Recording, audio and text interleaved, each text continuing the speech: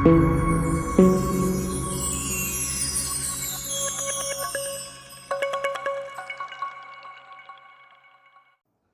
वैष्णवों को दीपक त्रिवेदी का जय श्री कृष्ण। पवनदीप चैनल में आप सभी वैष्णवों का स्वागत है।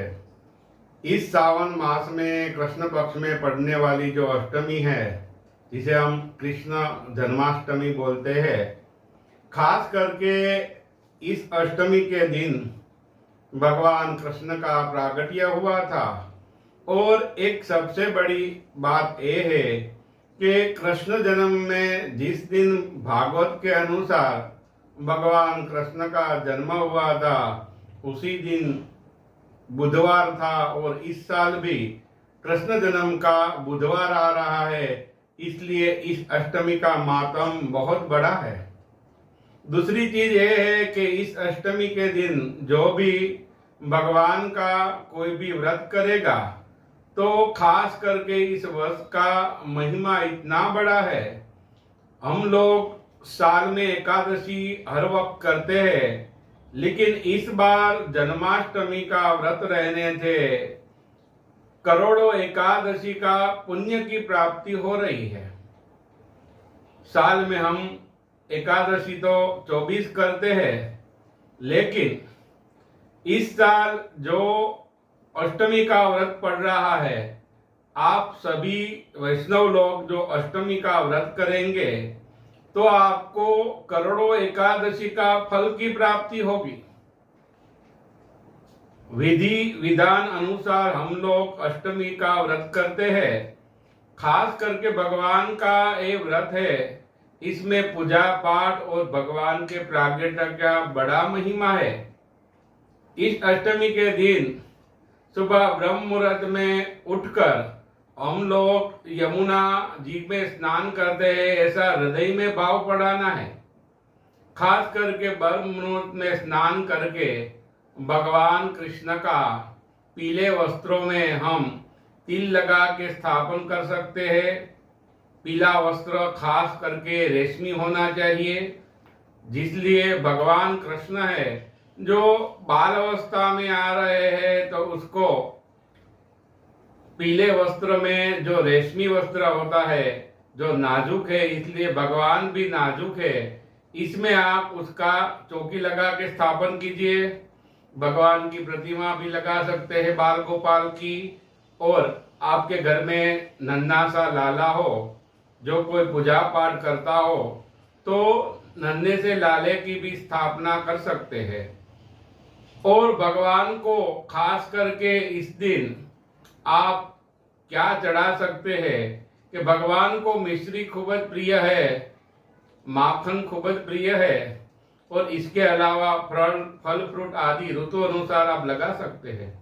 पूरे दिन जन्माष्टमी के दिन आपको भगवान का जप करना है। एक कोने में बैठ के या भगवान के सामने बैठ के आसन लगा के आप अपनी इच्छा अनुसार भगवान का व्रत कर सकते हैं। और श्लोक ये लेना है, ओम क्रीम कृष्णाय नमः। ये छोटा सा मंत्र एक दो घंटे आप जप करते हैं, तो आपको इस जन्म में जो भी पाप किया हो, दोष किया हो, कोई भी अपराध किया हो, तो इस अपराध से मुक्ति तो मिलती है और आपके घर में महालक्ष्मी का वास होता है। दूसरा, आप विष्णु सहस्त्र का पाठ भी कर सकते हैं। ओम नमो भगवते वासुदेव का जप कर सकते हैं। पुरुष सूक्त का पाठ कर सकते हैं। आप कृष्ण भगवान का कोई भी मंत्र ले सकते हैं, या दामोदर स्तोत्र भी आप पढ़ सकते हैं। इस वक्त इस अष्टमी के दिन आपको खास करके उपवास तो करना ही है, लेकिन अन्न नहीं खाना है। और अगर आप हो सके तो नमक भी मत खाइए। कोई भी चीज फल फ्रूट या कुछ नहीं खाइए। आप ऐसे ही उपवास रहेंगे, सिर्फ भगवान का मंत्रों का जप करके, उसका स्मरण करके, सच्चे हृदय से भगवान के मंत्र का पान कीजिए। तो इस साल जो सावन मास में अष्टमी है, आपका सभी पितरों का मोक्ष होगा। और जो भी कोई इंसान ये व्रत करेगा, तो इस वर्ष से शास्त्र में बताया गया है कि आपकी 21 पीढ़ी की मुक्ति होगी। आपके जो 21 पीढ़ी के पितृ है वो भी मुक्त हो जाएंगे, तृप्त हो जाएंगे और आपको बड़े आशीष देंगे। इसलिए आपके पितरों के उद्धार के लिए, स्वयं आपके कुल के लिए और आपके लिए इष्ट अष्टमी व्रत करना बहुत आवश्यक है। भगवान का पूजा पाठ करना बहुत आवश्यक है। खास करके अष्टमी के दिन चावल नहीं खाने चाहिए। मैं तो कहता हूँ कोई भी अन्न नहीं खाना चाहिए और तुलसी पत्र भगवान को भोग लगाए। तो सप्तमी के दिन आपको तुलसी जी को प्रार्थना करके उसे तोड़ना चाहिए। अष्टमी के दिन तुलसी दल तोड़ना अनिवार्य नहीं है, आप तोड़ नहीं सकते। और अष्टमी के दिन आप दान कर सकते हैं। गरीब लोगों को कंबल का दान कर सकते हैं, विद्यार्थियों का पुस्तक का दान कर सकते हैं। कोई भी देवालय में जाके आप खास करके भगवान कृष्ण का कोई भी हवेली हो, मंदिर हो, वहां पे आप माखन का दान कर सकते हैं। आपकी दरिद्रता चुटकी बजा के दूर हो जाएगी और सभी मनोकामनाएं सिद्ध हो जाएगी। क्योंकि अष्टमी के दिन भगवान को माखन खूब प्रिय है और आप उसे खिलाएंगे तो सभी मनोकामनाएं परिपूर्ण होगी। अष्टमी के दिन झूठ नहीं बोलना चाहिए, क्रोध नहीं करना चाहिए और वडीलों का आदर करना चाहिए। पूरे दिन भगवान का व्रत जप करते करते अष्टमी परिपूर्ण करनी चाहिए।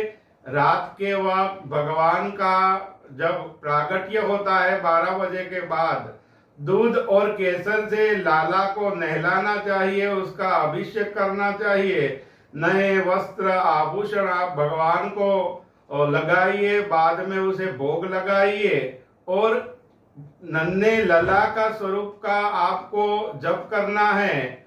ओम कृष्णाय नमः ऐसा भी जप कर सकते हैं। और हो सके तो पूरी रात अष्टमी के दिन भगवान का जप करके सुबह ब्रह्म मुहूर्त में 6:02 के बाद आप अष्टमी के व्रत का पारणा कर सकते हैं। और बाद में आप कुछ भी खा पी लीजिए, उस व्रत का अनुष्ठान खत्म हो जाएगा। उसके बाद भी आप गैया को चारा खिला सकती है, गैया को गुड़ या रोटी भी खिला सकते हैं और अपनी मति अनुसार कोई भी दान पुण्य कर सकती है। इस तरह से इस वक्त जो आपने अष्टमी का व्रत किया तो सकल पापों से आपकी मुक्ति हो जाएगी और खास करके आपके घर में खुशियां आएगी, लक्ष्मी का वास होगा। इस साल श्रावण मास की अष्टमी बहुत पुण्य लेकर आ रही है। मैं तो कहता हूँ बच्चों से लेकर आपके परिवार में कोई भी सदस्य हो, सभी को अष्टमी का व्रत करवाइए, भगवान की पूजा कराइए। आपके घर में लक्ष्मी का वास होगा, सरस्वती का वास होगा और सकल मनोकामनाएं सिद्ध होगी। अष्टमी बहुत बड़ा फल लेकर आ रही है। जितना हो सके पूजा पाठ कीजिए और मेरे इस वीडियो को आप शेयर कीजिए, लाइक कीजिए और जब भी मेरे सामने कुछ नया ऐसा उपाय आएगा, पूजा आएगा, मैं आपको बताऊंगा। दीपक त्रिवेदी का जय श्री कृष्ण।